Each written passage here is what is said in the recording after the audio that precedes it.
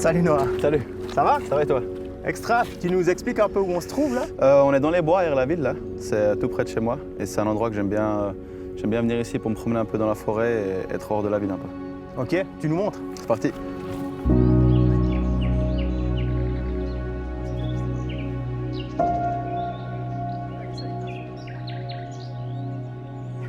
Bon Noah, t'as Arnaud Jacquet qui était notre invité lors du dernier épisode qui a laissé un petit message et une question pour toi. Salut Noah, j'espère que tu vas bien. Voilà, on ne se connaît pas personnellement, mais voilà, je me suis quand même renseigné sur toi et je sais que tu es né ici à La Chaux-de-Fonds et j'avais une petite question pour toi. Est-ce que tu espères un jour finir ta carrière ici? Ouais, du coup, je suis né à La Chaux-de-Fonds, mais j'ai pas vu grand-chose parce que je suis parti quand j'étais petit. Donc, pourquoi pas une fois, s'ils montent en Liga, que j'aille faire un tour là-bas. Mais dans l'idéal, pour moi, ce serait comme de finir ma carrière à Genève en Liga avec un titre. Et puis le titre, ce sera peut-être avant la fin de carrière. Bah écoute, j'espère, mais faut qu'il soit dans mon CV avant que j'arrête de jouer en tout cas. Ouais, il y a pas mal de hockeyeurs qui aiment beaucoup les derbies, qui jouent pas que pour ça, mais Ouais. Comment tu vois ces derbies, toi? Il y en a plusieurs, il y en a qu'un pour Genève Servette? Non, écoute, il y a déjà le derby contre Fribourg, contre Lausanne. Ensuite, c'est pas vraiment un derby, mais ça l'est devenu un peu avec les années, c'est contre Lugano. C'est des matchs qui sont plus intenses que les autres matchs. Mais non, les deux vrais derbys, c'est Fribourg et Lugano, et Lausanne. Et puis on comprend le derby du lac, Lausanne. Pourquoi Fribourg? Parce que c'est une équipe romande aussi. Puis avant, Lausanne n'était pas en Liga. Donc le derby, c'était forcément contre Fribourg, les deux romans. Et maintenant que Lausanne est remontée, depuis un moment déjà, là, ça rajoute un derby. Mais Fribourg, ça reste quand même une rivalité assez forte. Noah, comme jeune joueur pro, comment on occupe ces journées? Écoute, déjà, on s'entraîne le matin. Ensuite, on va manger avec les gars, souvent à midi. Et après, une fois que tu rentres, c'est 15h, 15h30. Et pendant la saison, on essaie de se reposer un maximum, vu que, surtout à Genève, avec les longs déplacements, on rentre à des heures 3, 4, 5 heures du matin.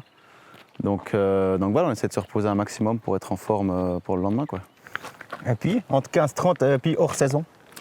Hors saison, c'est un peu plus fun. On s'entraîne le matin, des fois on a l'entraînement l'après-midi, mais pas tous les jours. Et après, on peut aller au lac avec les gars, faire du paddle ou du tennis ou d'autres sports. Puis si tu devais... On parle souvent de la console, hein. Ouais. Est-ce que ça, c'est quelque chose que tu utilises souvent? Oui, je joue aussi avec les gars de l'équipe, mais ça, c'est plus dans les moments de détente. C'est pas une activité qui... Voilà, on n'occupe pas une journée avec ça, mais c'est vrai que jouer de temps en temps avec les gars, c'est drôle, on rigole bien, puis ça nous refait un peu retomber en enfance. Et si tu devais renoncer à un appareil, tu renonces à la console ou au mobile? Ah, la console, facile. Ouais. Immédiatement, hein. Ouais, immédiatement. Ouais. T'es très connecté? Je suis pas très connecté, mais je sais pas, avec ton téléphone, tu peux appeler tes parents, ta famille, tu peux faire plein de trucs. La console, c'est juste pour 1-2 heures de jeu, quoi. Donc c'est pas de la folie non plus, quoi. Et puis les réseaux sociaux, c'est quelque chose qui t'intéresse? Ou bien pour le moment, c'est juste un peu le fun, 2-3 photos comme ça? Non, c'est un peu le fun, mais je vais pas faire carrière sur Instagram, c'est clair. Mais non, c'est toujours cool. Et puis tout le monde a ça, donc tu es un peu obligé de l'avoir maintenant.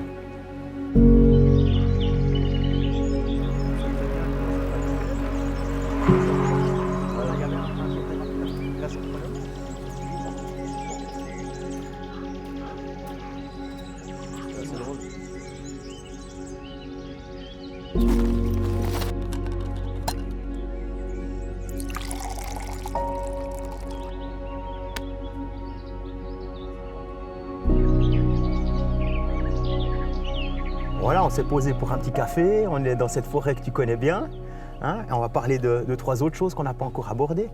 Typiquement, à quel moment tu t'es dit « maintenant c'est bon, je vais réussir à être hockeyeur pro » ?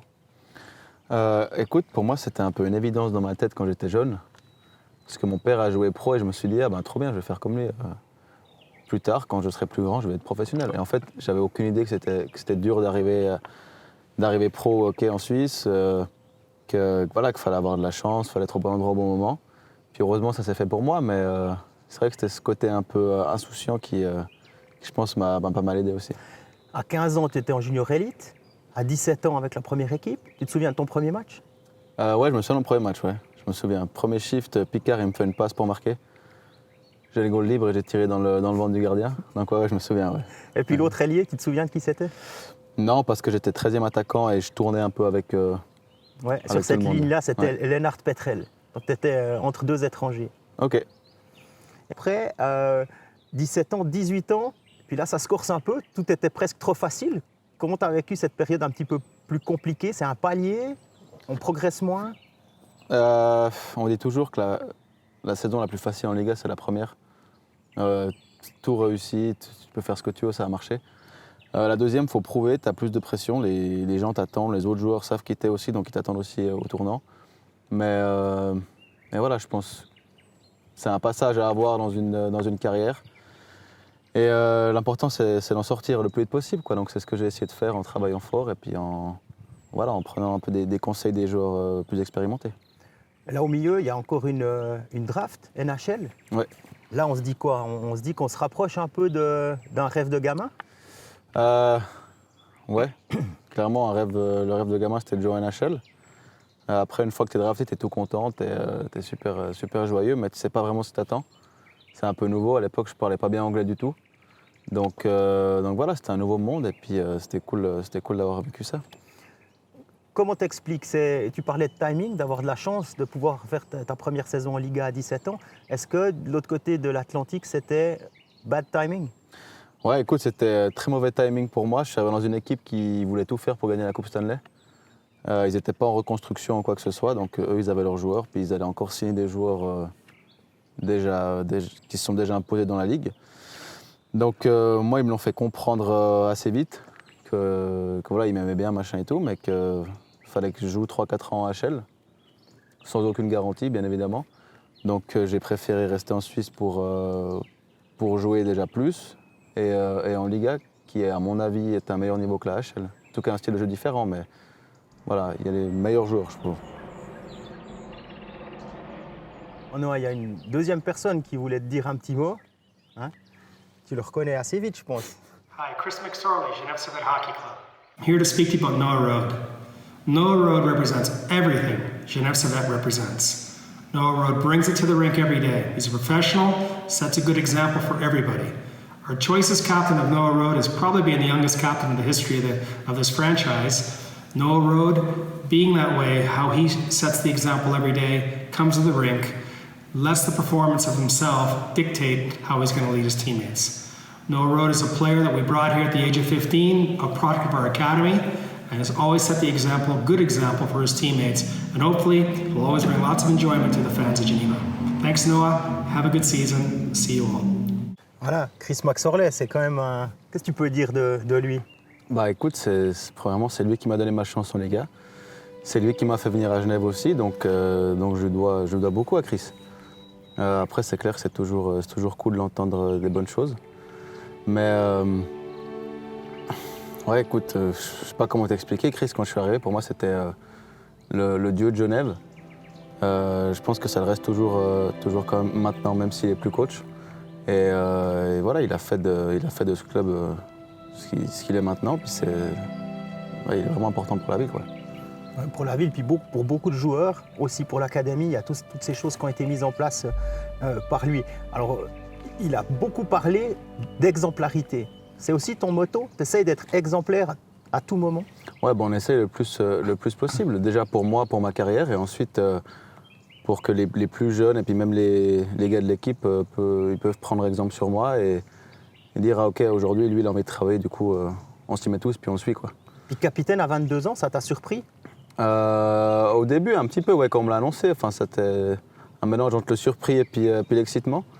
Mais voilà, maintenant, je dirais, normal pour moi. Enfin, c'est cool. Et puis tous les gars de l'équipe m'ont aidé la première année où j'étais capitaine. Il y avait encore Bézina, Romy, tous ces gars-là. Donc ils m'ont vachement appris sur comment être un bon capitaine. Et puis c'est quoi les qualités principales du coup? Je pense justement l'exemple. Toujours être là pour l'équipe et pas pour soi-même. Et puis c'est ce que j'essaye d'amener tous les jours à la patinoire. Parce qu'on est d'accord que le leadership style Bézina ou style Romy, on n'est pas tout à fait dans le même monde. Hein? Non, c'est pas tout à fait dans le même monde. Et puis justement, je trouve que être entre les deux, c'est pas mal. C'est ce que j'essaye d'être. Il y a un peu Goran qui était... c'est Goran, quoi. Enfin, tout le monde le connaît. Et puis il y a Kevin qui était très calme, plus posé. Donc voilà, j'essaye d'être un peu entre les deux, puis je trouve que pour l'instant ça marche bien. Dans ton contrat, si je ne me trompe pas, il y a une clause pour la NHL. Ouais. Est-ce que ça, typiquement, ce que Tristan Chervet a essayé avec Ottawa l'été passé, c'est quelque chose qui va te tenter s'il y a une opportunité? Écoute, j'aurais pu aller à des camps puis faire des essais, tout ça, mais pour l'instant je suis à Genève et je m'y sens bien. Je n'ai aussi pas complètement rempli ma mission à Genève. Comme je t'ai dit avant, pour moi l'objectif c'est vraiment d'avoir un titre avec ce club et avec cette ville. Mais maintenant, une fois, pourquoi pas essayer quoi. La porte n'est pas fermée, mais on verra. On verra ce qui est bien. Ok, alors on va ranger et puis on va aller un petit peu plus loin.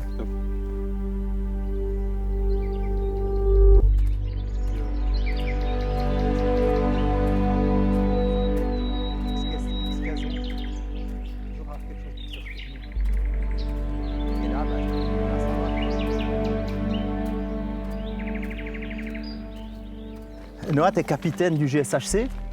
C'est un poste qui est souvent en lumière, que ce soit avec les interviews d'après-match ou les events du club. Être devant une caméra, c'est quelque chose qui te pose problème ou bien tu dois te faire violence ou c'est simplement naturel?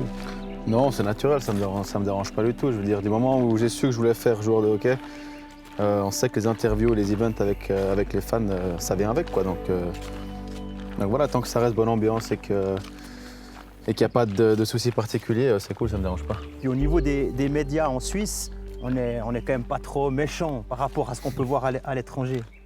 Non, c'est vrai que vous êtes assez cool. Il n'y a pas de gros scandales ou quoi que ce soit, donc voilà, c'est pas dérangeant. Il peut y avoir des incompréhensions, typiquement la saison dernière. Moi en premier, hein, j'admets, j'attendais pas du tout Genève Servette 4e. Ouais. Et souvent les gens vous ont mis sous la barre. Vous avez vécu ça comment? C'était un challenge pour nous. C'est vrai qu'on avait une équipe jeune, mais voilà, je pense qu'on a réussi à vous prouver que vous avez eu tort. Donc ce sera encore mieux cette année? Exactement, j'espère.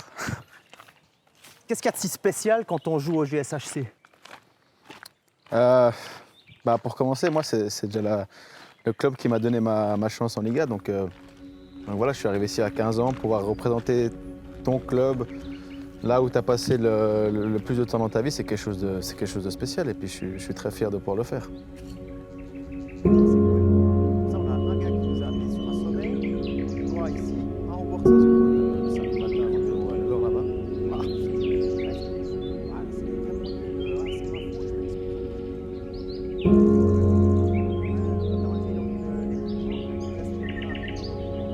Bon, on arrive gentiment au bout de cette balade. Hein, merci de nous avoir fait découvrir ce petit coin de forêt pas très loin de chez toi. Écoute, merci à toi, c'était cool. Ouais, c'était sympa. À bientôt. À la prochaine. Ciao, ciao.